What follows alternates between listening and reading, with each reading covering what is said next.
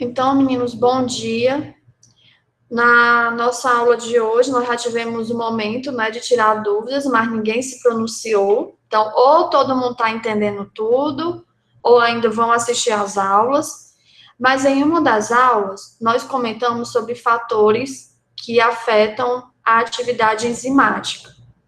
E os fatores principais que nós citamos foi pH, em que ele está diretamente relacionado à questão de ionização dos resíduos de aminoácidos que estão presentes ou no sítio ativo ou da estrutura como forma geral da enzima, ou também está associado à questão de ionização do substrato, então é um dos fatores que vai alterar.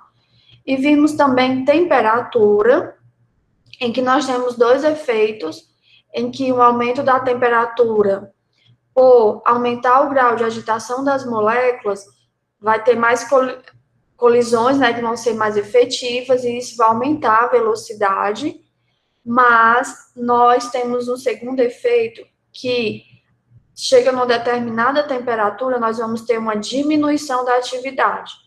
Isso porque a estrutura conformacional da enzima, ela começa a se desnaturar devido à quebra de ligações por efeito da temperatura.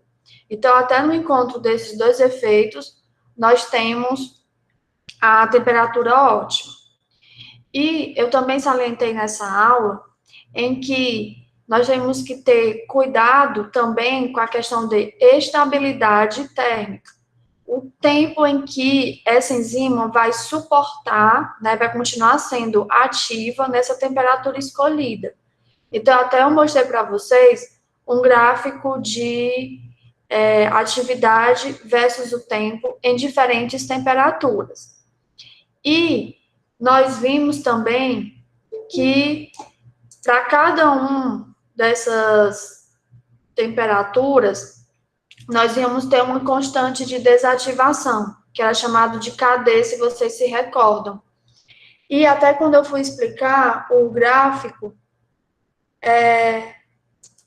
eu mostrei para vocês que a gente poderia ter ali o tempo de meia-vida da enzima, que agora é que eu vou começar essa parte para vocês. Então, nesse primeiro momento, nós vamos deduzir uma equação, e seria para utilizar para verificar essa desativação térmica, para medir a constante de desativação e calcular o tempo de meia-vida da enzima, certo? Então, esse é o nosso primeiro momento. Então, nós vamos considerar que nós estamos num sistema em batelada, certo? E nós vamos fazer um balanço, ok? Para essa enzima. Então, se vocês se recordarem, de um balanço que nós vamos ter que a variação, aí aqui eu vou chamar a concentração de enzima como se fosse o colchete, certo? Que a variação da concentração de enzima que é ativa vai variar com o tempo, dt, certo?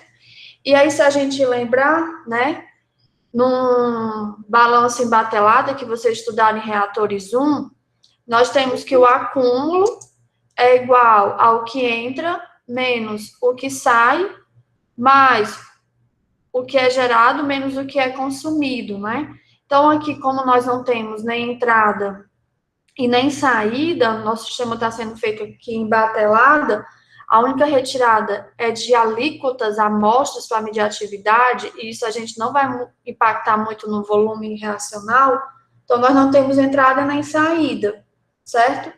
E nós vamos, então, só ter o quê? A parte de desativação, que é como se fosse, entre aspas, um consumo, né, dessa enzima. Ela não é consumida na reação, mas a sua forma ativa não vai estar na mesma concentração. Então, a gente chama que vai ser igual, né, a velocidade de desativação, certo? Então, E essa velocidade de desativação, se vocês lembrarem, eu citei que era uma de primeira ordem, que geralmente a gente considerava. Então, nós podemos escrever essa nossa equação como se fosse a variação da concentração de enzima com o tempo, igual a... Se ela é de primeira ordem, como seria essa lei, essa velocidade de desativação? Que a gente pode até usar a mesma nomenclatura que a gente usava lá em reatores e botar R, certo? RD, para ficar aqui igual. Daqui a pouco aparece o RD, certo? Como seria, meninos? Uma cinética de primeira ordem. Se vocês fossem escrever essa lei, como seriam? Estão me ouvindo? Constante da reação vezes a concentração, né? Isso. Seria a constante de desativação vezes a concentração de enzima, certo? Vocês acham que seria positivo ou negativo aí para nós colocarmos?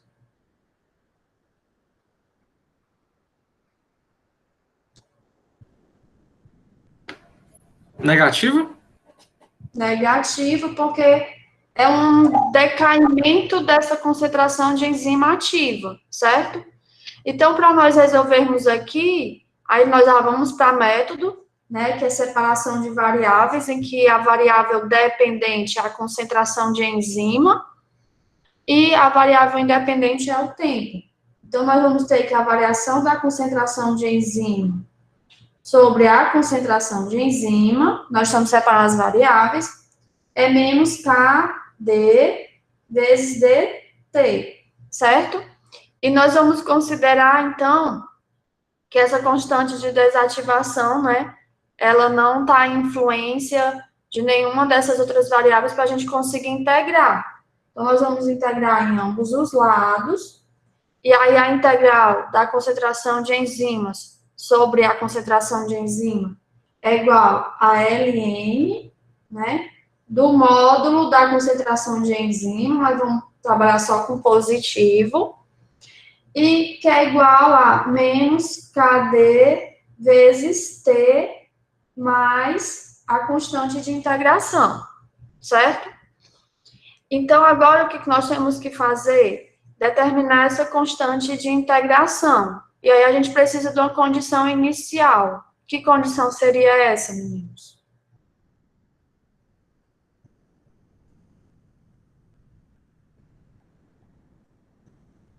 A concentração inicial, professora, de enzima? Isso. Que em T igual a zero, nós vamos ter que a concentração de enzima é igual à concentração de enzima inicial, que eu vou aqui colocar como se fosse um zerinho subscrito, certo? Então, nós vamos substituir na equação, e aí nós vamos ficar com Ln da concentração inicial de enzima vai ser igual a menos KD vezes zero mais C. Logo, daqui nós vamos ter que a constante de integração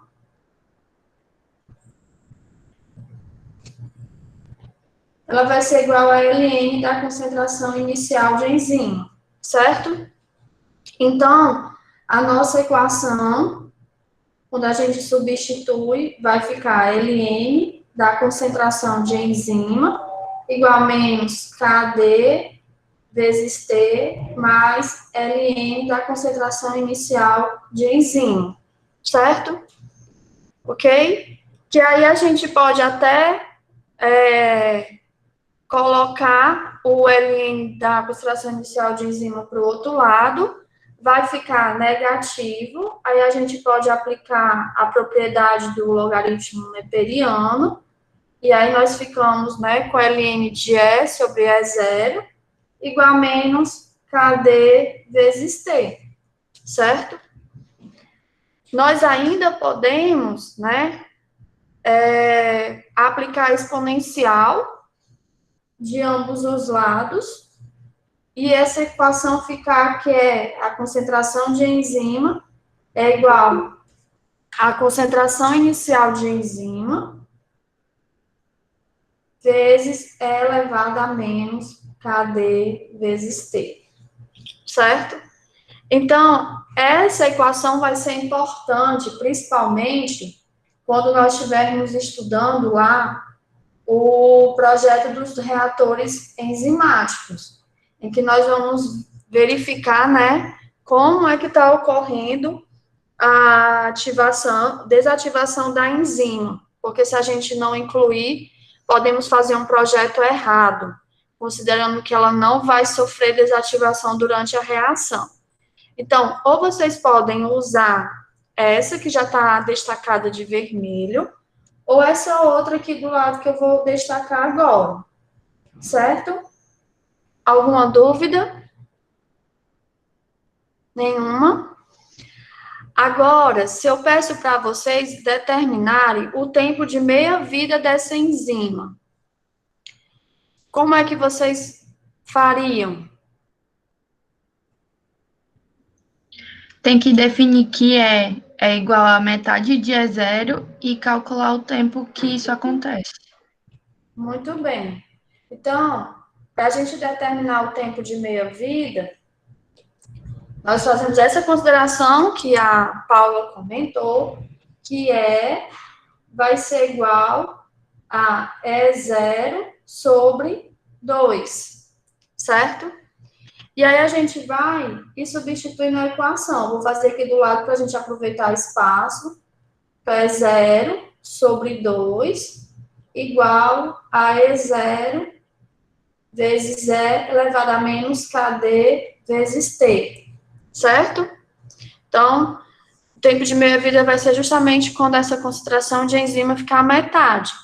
Que para nós, geralmente, essa concentração, ela é medida pela atividade enzimática, certo? Então, aqui nós cancelamos a concentração inicial com a concentração inicial, ficamos com 1/2 igual a E elevado a menos KD vezes T, certo?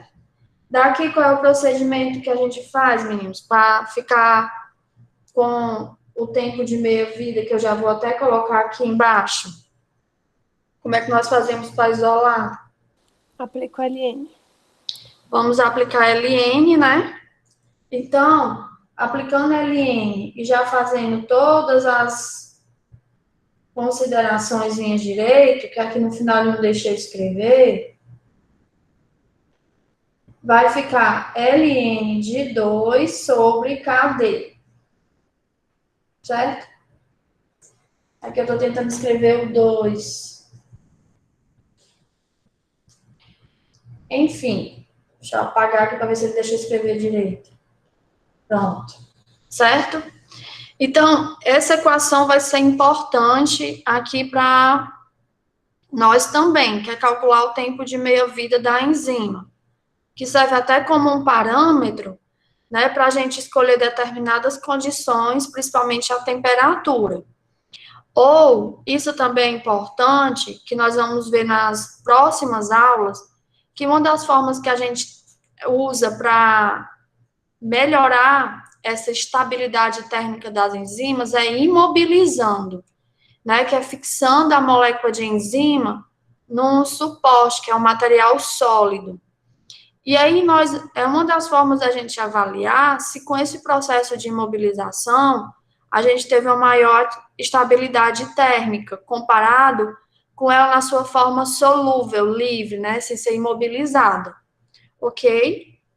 Então, isso aqui vai ser importante, inclusive para uma das questões que vocês vão resolver nessa aula, ok? Alguma dúvida? Nenhuma? Podemos, então, continuar? Então, além desses dois fatores, nós vimos outros, né? Como a própria concentração de enzima influencia, em que, na grande maioria das vezes, a gente considera que a velocidade inicial, que é um dos parâmetros que a gente utiliza, né? Que eu já falei para vocês nessas aulas, ela é proporcional ao aumento da concentração de enzima, então é um gráfico linear, ok? Outra coisa é a concentração de substrato, certo?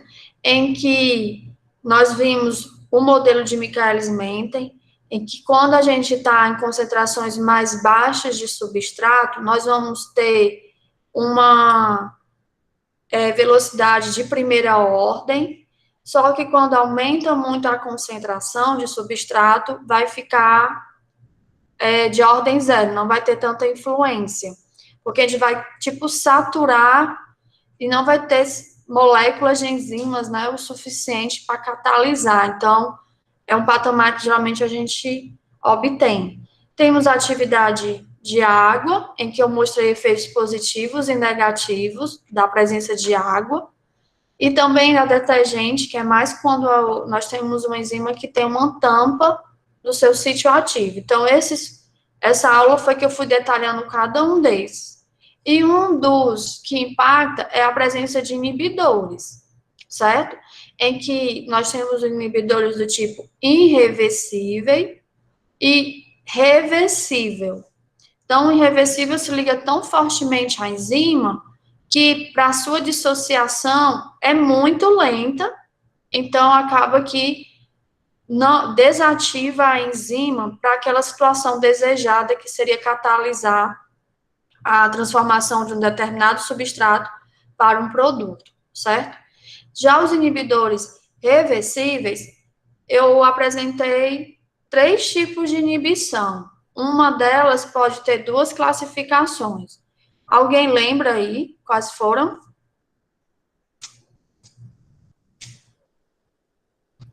A competitiva, a competitiva. Isso, acho que foi Rebeca que falou. Ariane. E Ariane. mista ou não competitiva? Isso, muito bem. Então, esses tipos de inibição, eles recebem essa classificação de acordo com a afinidade desse inibidor à enzima na sua forma livre, ou a enzima na forma complexada, ou ele tem afinidade pelas 2 formas, certo? Ok?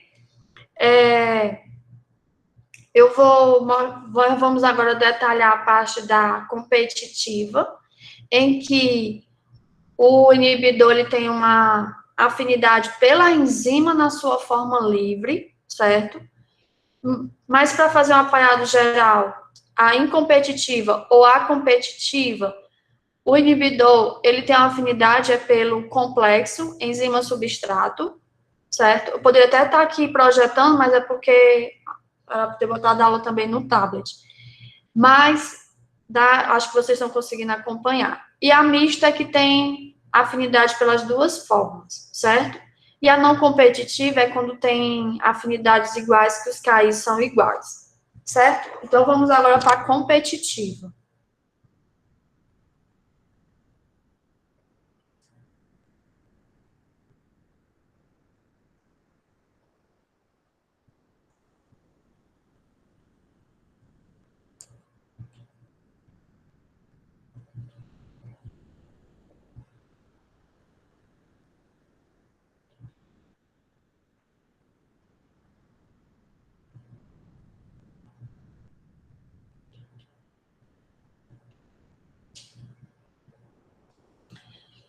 Então, alguém lembra o mecanismo? Mecanismo. Meninos. A enzima tem a possibilidade de se ligar com o substrato ou com o inibidor, de forma reversível. Fui falando e eu fui escrevendo. Ótimo. O que está faltando? O complexo enzima-substrato vai fazer uma reação de forma irreversível para formar enzima e produtos separados. Isso. Então, tá aí o mecanismo da inibição reversível competitiva, certo?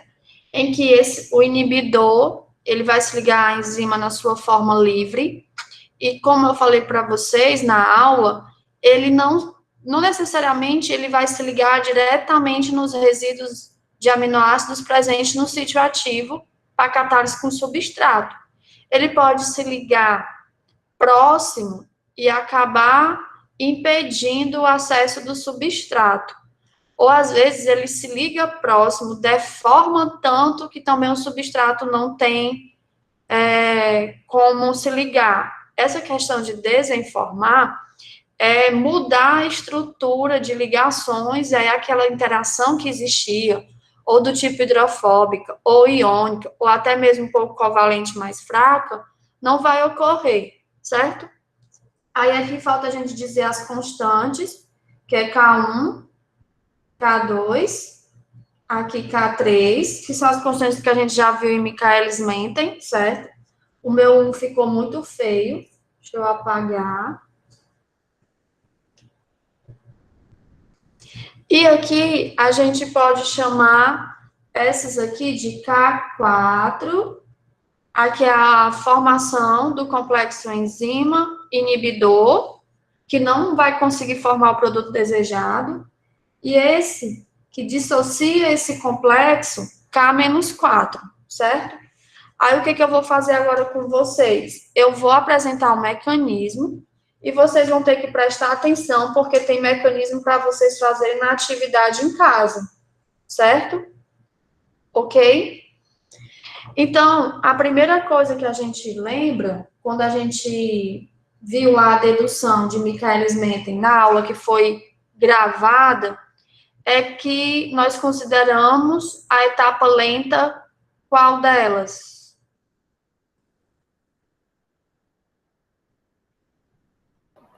A formação do produto. Isso, Vitória. Eu acho que foi a Vitória, pela vozinha. A etapa lenta é justamente a formação do produto, certo? E a formação do produto, né, é DP, DT. Aí aqui, tanto vocês escolhem usar o colchete, que aí eu vou preferir usar o colchete, como vai dizer concentração, DT, e aí vai ser igual a quê? Vamos ver se vocês lembram da aula.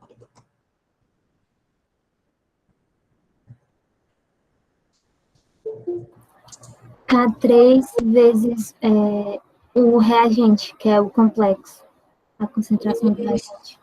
É considerado de primeira ordem, então é a constante K3, certo?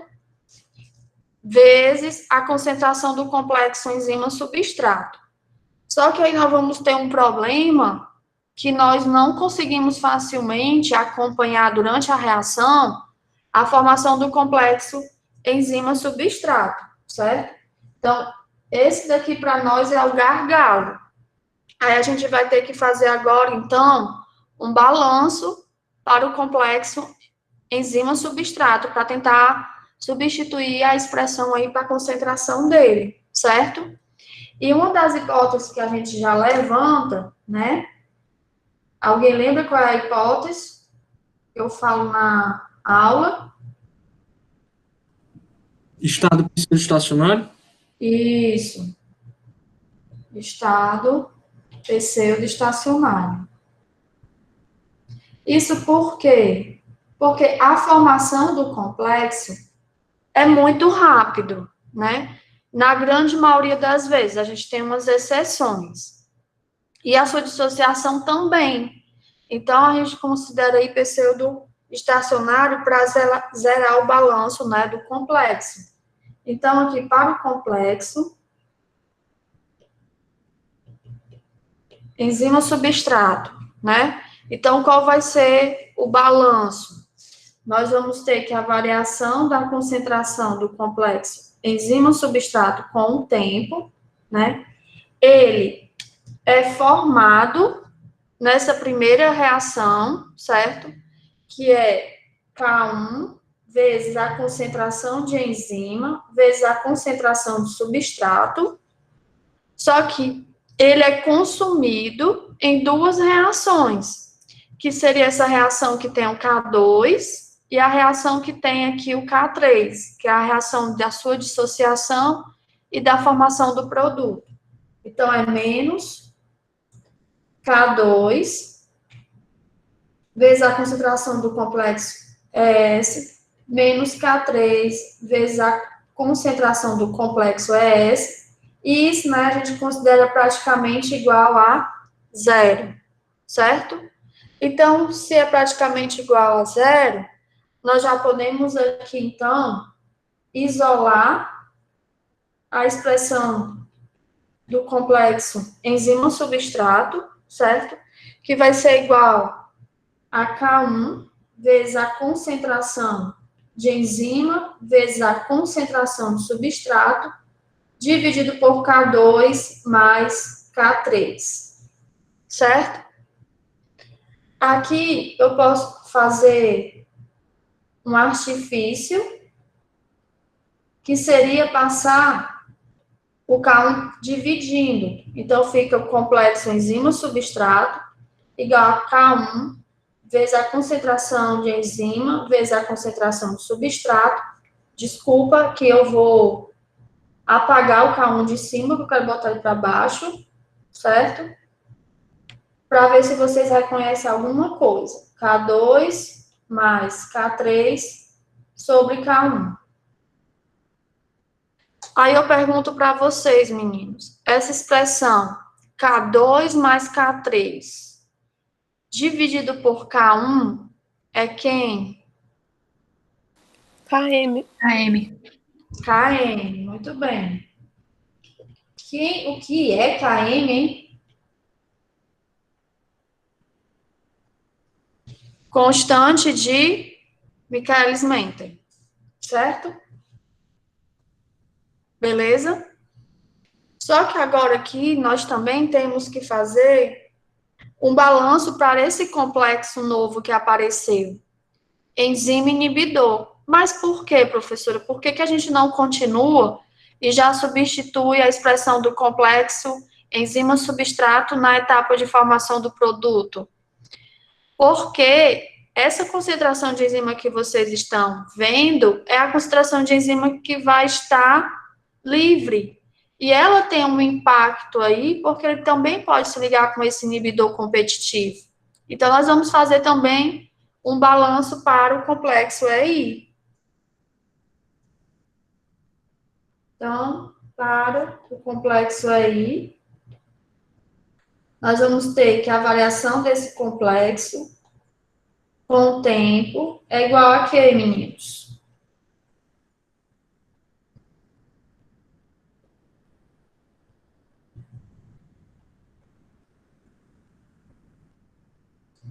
Cli. Alguém? K4 vezes a concentração da enzima vezes a concentração do inibidor. Só? Menos o K-4, não é isso? Vezes a concentração de... Isso. Tudo bem. Então, ele está sendo formado e ele está sendo dissociado. Então, a gente tem que considerar aí formado positivo e consumido aí, né, na volta negativo. Aí, o que nós vamos fazer aqui agora seria considerar também PC do estacionário e nós vamos isolar a concentração do complexo EI, que vai ser igual a K4 vezes a concentração da enzima, vezes a concentração do inibidor, dividido por K menos 4, certo? Então, aí aqui, o que nós vamos fazer agora, então? Eu vou passar esse K4 dividindo K menos 4, porque aqui vai aparecer aqui uma definição de uma nova constante, que é a constante de inibição. Então, isso aqui pode ser escrito como a concentração de enzima vezes a concentração de inibidor, dividido por K menos 4 sobre K4. E K menos 4 sobre K4 é justamente a definição da constante de inibição, que é o KI. Certo? Ok? Então, aqui nós já temos, então, uma expressão para o complexo enzima-substrato.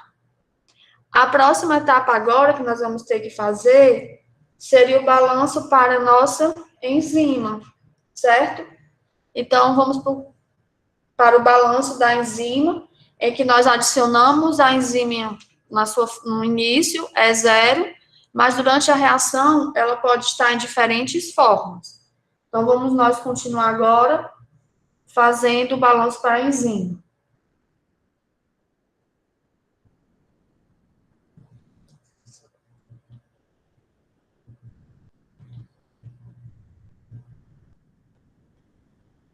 Então, meninos, a concentração inicial de enzima, durante a reação, ela pode estar de que forma? O mecanismo ficou na próxima página, mas vamos ver se vocês lembram.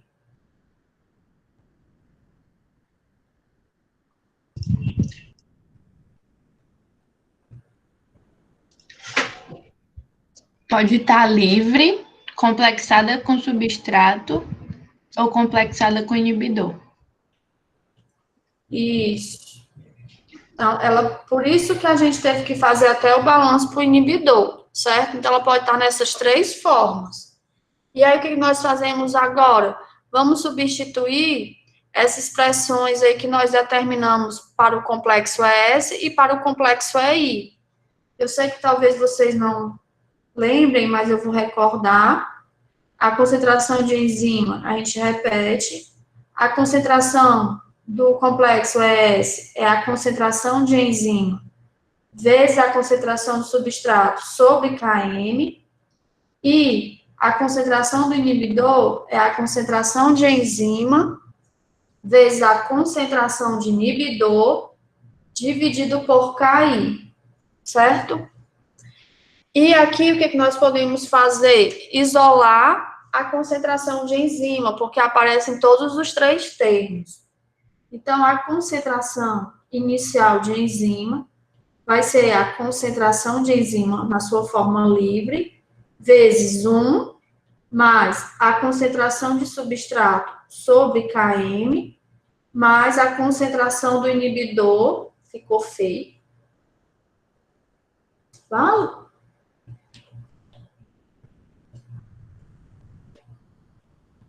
Concentração do inibidor sobre Ki, certo?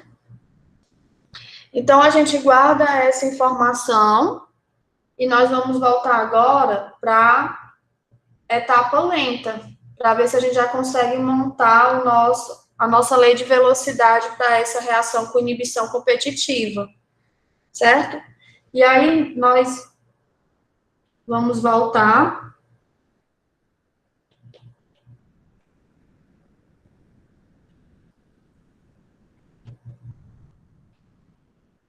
E aí, a gente tem que a variação da concentração do produto com o tempo era K3 vezes a concentração do complexo ES, mas aí a gente já pode chamar de V igual a K3 vezes a concentração do complexo ES. Só que a gente viu que a expressão para o complexo é a concentração de enzima vezes a concentração de substrato dividido por Km, certo? E aí, quando a gente foi demonstrar o mecanismo de Michaelis-Menten e a equação, nós fizemos o artifício de dividir ambos os lados pela concentração inicial de enzima. Então, fica a velocidade dividido pela concentração inicial de enzima. Aí, a gente vai repetir aqui, né? Aqui eu vou botar primeiro o Km vezes a concentração inicial de enzima. Nós estamos dividindo em ambos os membros, né, para não alterar. Só que nós acabamos de verificar, né, que a concentração inicial de enzima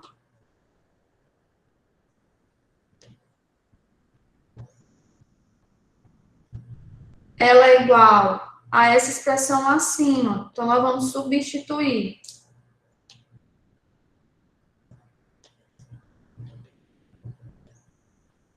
Então, vai ficar aqui Km vezes a concentração de enzima, abre parênteses, 1 mais a concentração de substrato sobre Km, mais a concentração de inibidor sobre KI, certo? E aqui, então, nós podemos cancelar a concentração de enzima com a concentração de enzima, certo? E podemos colocar a concentração inicial que está no primeiro membro multiplicando o outro. Então, fica K3 vezes a concentração inicial, vezes a concentração de substrato, dividido. Aí nós vamos aplicar aqui, né, ó, Km mais a concentração de substrato, mais Km, vezes a concentração do inibidor sobre Ki. Eu apliquei a distributiva, certo? Aí, meninos, apareceu uma coisa nova aí, o que foi?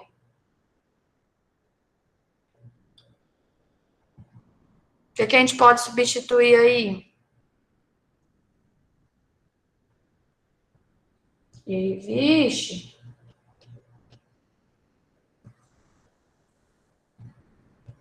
Tem nada aí que vocês lembrem um outro parâmetro? O CACAT.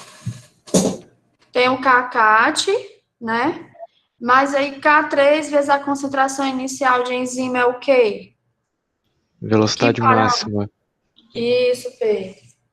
Velocidade máxima vezes a concentração de substrato. E aqui no denominador a gente podemos isolar o Km. Então, vai ficar Km, a parênteses 1, mais a concentração do inibidor sobre Ki, mais a concentração do substrato, certo? Então, aqui nós acabamos de deduzir, então, a cinética para um inibidor competitivo, certo? Em que nós podemos chamar 1 mais I sobre KI de alfa, certo? Que é o fator de inibição, certo?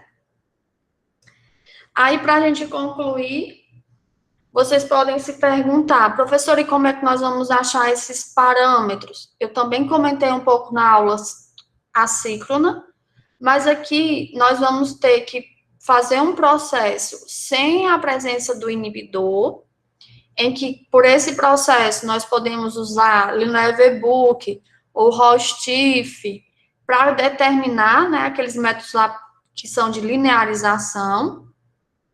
E aí, depois, nós fazemos o procedimento com o inibidor para determinar aí o parâmetro KI.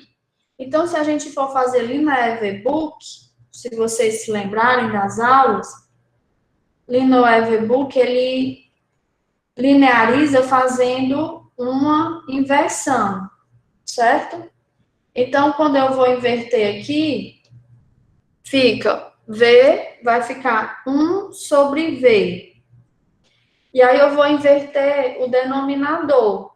Então, vai ficar Km, certo? Que aí eu vou já botar alfa aqui, para poder ficar menor, mais a concentração do substrato, dividido por V máximo, vezes a concentração do substrato, certo? Então, a gente investe no Lineweber-Book. Aí vamos organizar, né? Vamos separar, então, em dois termos. Então, fica 1 sobre V, igual a, vou botar o alfa para frente, vezes Km, dividido por V máximo, vezes 1 sobre a concentração de substrato, certo? Mais,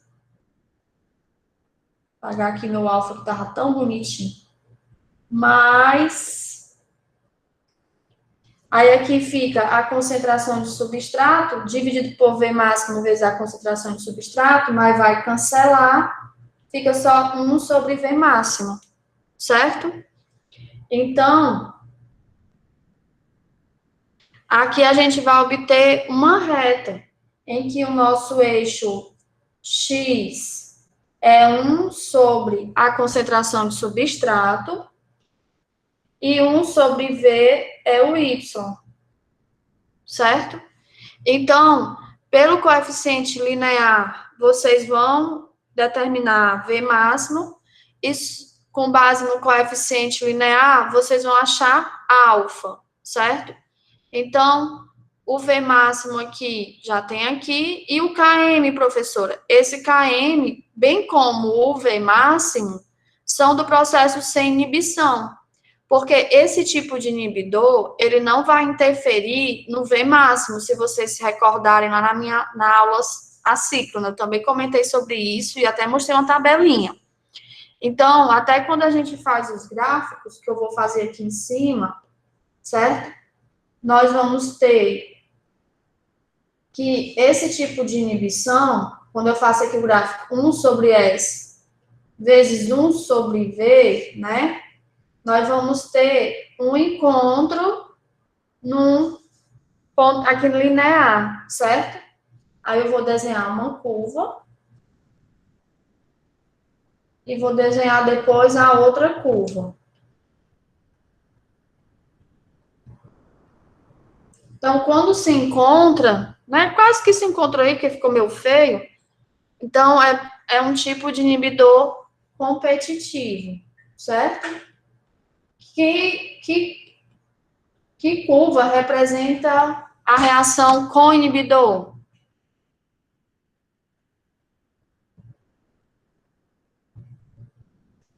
A vermelha. A vermelha, porque com inibidor a velocidade diminui, então 1 sobre V vai ser maior, e a azul é na ausência sem, né, inibidor.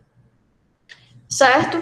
Então, para quem não assistiu às aulas, assista, para vocês não acumularem, certo? Por esses gráficos aí de Linear V-Book, a gente consegue definir, né, se é um tipo de inibidor competitivo, acompetitivo, ou misto, ou não competitivo, certo? Então, no competitivo, a gente não tem uma influência na velocidade máxima, mas nós vamos influenciar o Km. Então, o alfa vezes Km é conhecido como Km aparente, certo? E aí, os gráficos para esse tipo de inibição se tocam num eixo linear. Já para o inibidor acompetitivo, eles não vão se tocar, são curvas que têm o mesmo coeficiente angular, elas são paralelas. E já no misto ou no não competitivo, eles se encontram num ponto que já é numa região negativa, porque tanto tem influência na velocidade máxima, aí a gente chama de velocidade máxima aparente, como no Km, que vai ficar Km aparente. Entenderam? Beleza? Perguntas? Não? Pois, vou mostrar agora 2 exemplos rápidos para vocês irem trabalhar um pouco na atividade, certo? Que vai ser através de um formulário. Certo, meninos? Certo, professora. Ninguém fala comigo. Tem assim mesmo. Certo, professor. Eu vou parar de projetar por aqui, certo?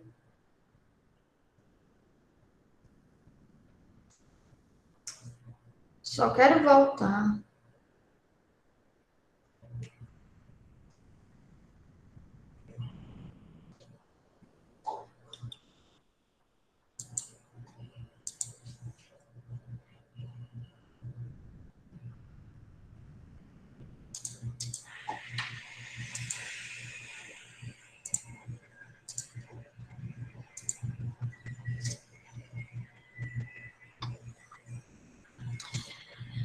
Então, meninos, o primeiro exemplo que eu quero trabalhar com vocês, né, seria esse.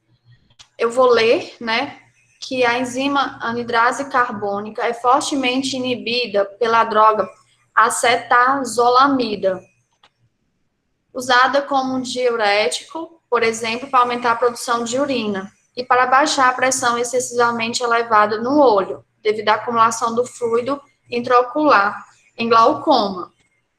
A anidrase carbônica desempenha um papel importante em processos secretórios porque participa na regulação do pH e do teor de bicarbonato de vários fluidos corporais. Então, aqui é um texto para demonstrar para vocês a importância da enzima anidrase carbônica, principalmente aqui no nosso organismo. A curva experimental de velocidade inicial de reação, em função da concentração de substrato, é apresentada na figura 1.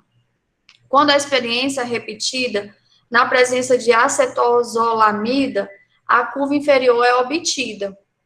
A partir da inspeção das curvas e seu conhecimento das propriedades cinéticas de inibidores de enzima, determine a natureza de inibição da acetozolamida e explique seu raciocínio.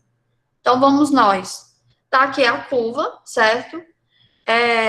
Esse gráfico foi obtido do material inglês, do Lenig, certo? Então, a fonte que eu acabei não digitando. E aí eu pergunto para vocês, que tipo de inibidor vocês acham que é a acetazolamida na anidrase carbônica? A competitiva, Por quê? porque afetou a velocidade máxima da reação. Isso. Então, ó, aqui eu mostro para vocês já um gráfico com a solução, que a gente tenta ver aí na ausência desse inibidor, qual seria a velocidade máxima e qual seria a velocidade máxima na presença. Então, SV máximo, na cor vermelha, já seria, então, um aparente, né, que a gente não denomina, que já teria a influência daquele alfa, que é 1 mais I sobre KI. E nesse tipo de inibição, acaba que o KM, né, ó, eles vão ser iguais. Então, aqui, de uma forma métrica, não com muita precisão, nós tentamos aqui, né, ver qual seria o ponto em que a velocidade máxima é a metade, certo? E ver os KMs. Então, nesse tipo de inibição, a competitiva, que também é conhecida nos livros como incompetitiva, nós vamos ter impacto na velocidade máxima, mas os KMs vão ser iguais. Mas em ambos a gente chama, então, agora, esses parâmetros, no caso de aparente. Então, entenderam? Alguma dúvida? Posso para o próximo exemplo?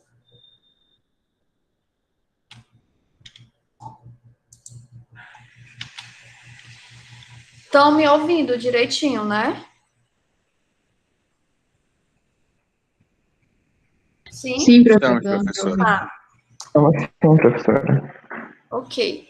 Vamos agora para o nosso próximo exemplo, em que é citado na tabela 1 os dados experimentais de um estudo que usa uma peptidase intestinal com o substrato glicilglicina, certo?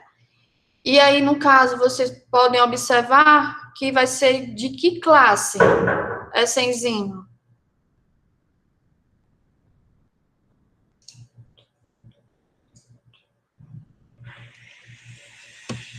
Dou-lhe uma, dou-lhe duas, dou-lhe três. Qual seria a classe? A Rebeca falou no chat, prof, hidrolase. Obrigada, Rebeca. É porque quando eu estou apresentando, infelizmente, eu peço desculpa, eu não consigo ver o chat. E aí, eu ainda estou no tablet, mas eu estou tão concentrada aqui. Sim, ela é uma hidrolase, que é a classe 3, segundo a Enzymes Commission, certo? Então, vocês estão vendo aí que está até produzindo 2 moléculas de glicina e tem a presença da água. E aí, aqui, vocês estão vendo, né, nessa tabela, os dados da velocidade, que são velocidades iniciais, para a gente não pegar com tempos altos, pode ter influência da questão da concentração de substrato, que já diminuiu, devido à reação já ter ocorrido. Então, para cada um dessas concentrações iniciais de substrato, foi determinado a velocidade, né, que seria o quanto de micromol de um determinado produto por minuto a enzima conseguiu catalisar, produziu, nessas condições aqui que não foram nos dadas, né? Provavelmente foi no determinado pH, temperatura, na presença de um tampão com a fosse iônica, etc. Aí ele pede que os dados, né? Primeiro pede para ver Michaelis-Menten e determinar os parâmetros cinéticos, certo? Que a pergunta está no próximo. Como é que vocês iam fazer?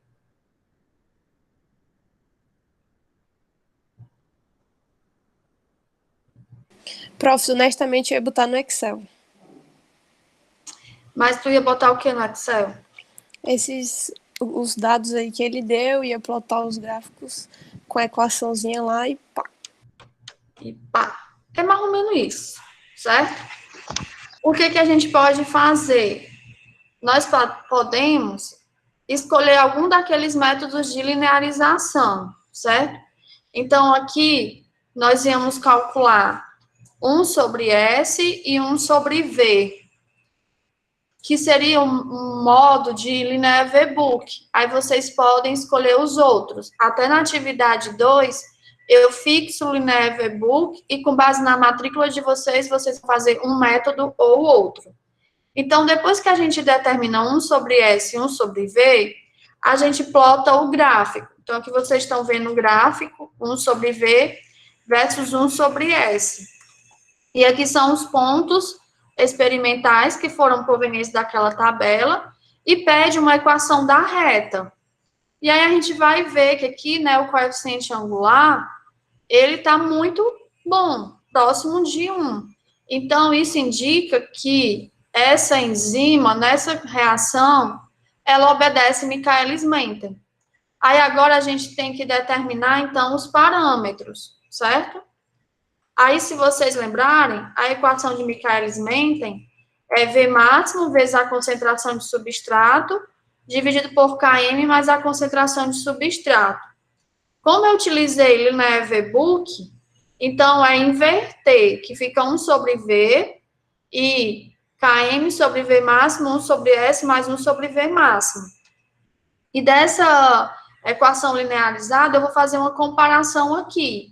Então, o coeficiente linear é 1 sobre V máximo, que para essa situação deu praticamente igual a 2, né? 1,9978. Logo, V máximo dá 0,5 micrômetros por minuto. Cuidado com a unidade, é a mesma de velocidade que foi apresentada na tabela. E do coeficiente angular, eu tenho Km sobre V máximo, que para essa situação deu 4,2663.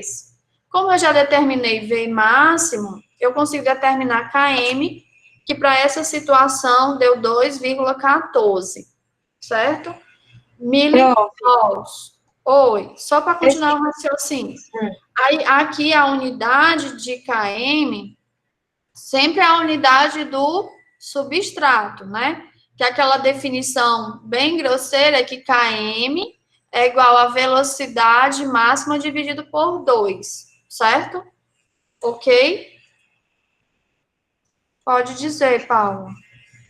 É a Mariana. Prof, eu queria Mariana. saber se caso os pontos não dessem o R ao quadrado igual a 1, aí não teria como, né? Não, aí a gente ia dizer que essa enzima, ela não obedece à cinética de Michaelis-Menten. Aí, se a gente tivesse que dar uma resposta do mecanismo, a gente teria que estudar, né? Ver se não teria mais de um substrato aí envolvido, para ver se não é um sequencial ou ping-pong, que já não é esse modelo de Michaelis-Menten. Então, se der um R muito ruim, assim, abaixo de 0,8, né, a gente já começa a desconfiar que ela não obedece Michaelis-Menten. 0,85 ou mais já tem grandes chances, certo? Entendi. Ok? Então, meninos, compreenderam aqui? Aí, o que a Marcele falou, né? Professora, ia levar o gráfico para o Excel. Eu fiz mais ou menos esse raciocínio dela, mas eu levei para o Origin. Então, eu fiz o próprio gráfico, né? De V versus S, que é as variáveis que nós temos para o modelo.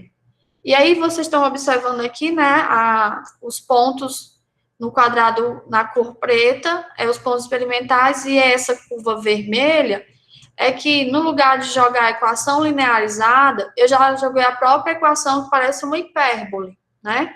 E aí, ele já nos fornece os próprios parâmetros. Então, aqui, P1 é o valor de V máximo, certo? Aí, ele dá aqui o valor do parâmetro e o desvio desse parâmetro. E aqui seria o KM, né? E também dá o desvio do KM. Professora, como é que a senhora sabe que é P1 e P2? Porque eu chamei, quando eu fui modelar a equação no Origin, de V máximo de P1, que é o parâmetro 1, e KM de parâmetro 2. Mas a gente pode até fazer a própria modelagem, nomeando lá no meio da equação de V máximo e KM, certo?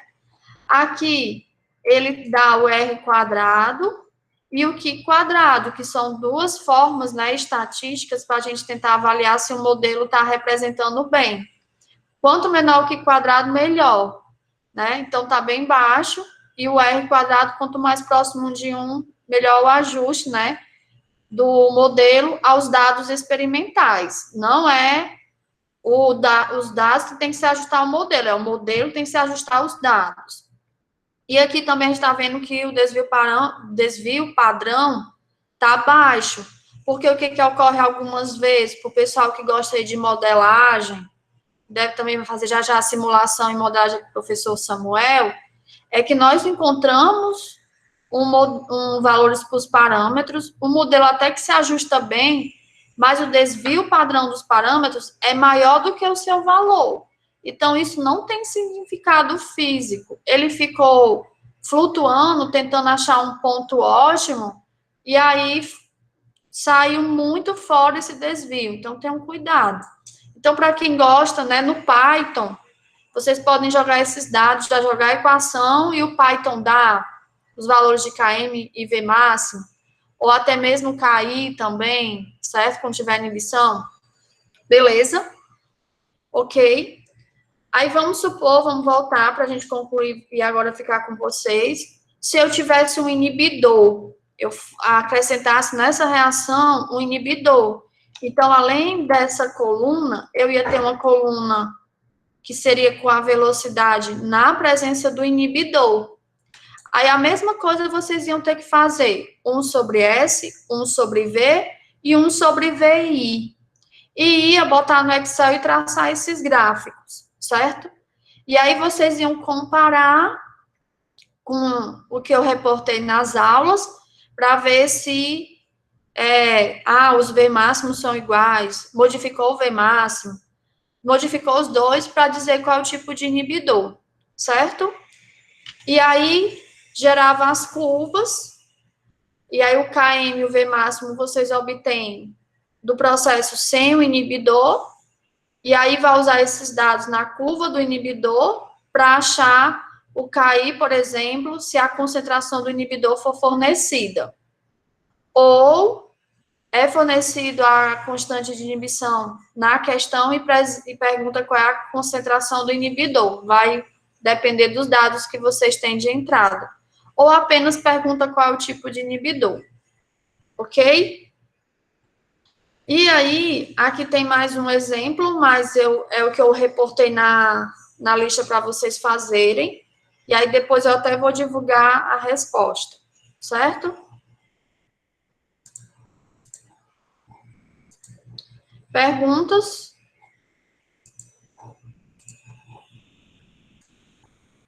Nenhuma? Alguma pergunta, meninos? Então, eu vou parar a gravação, certo?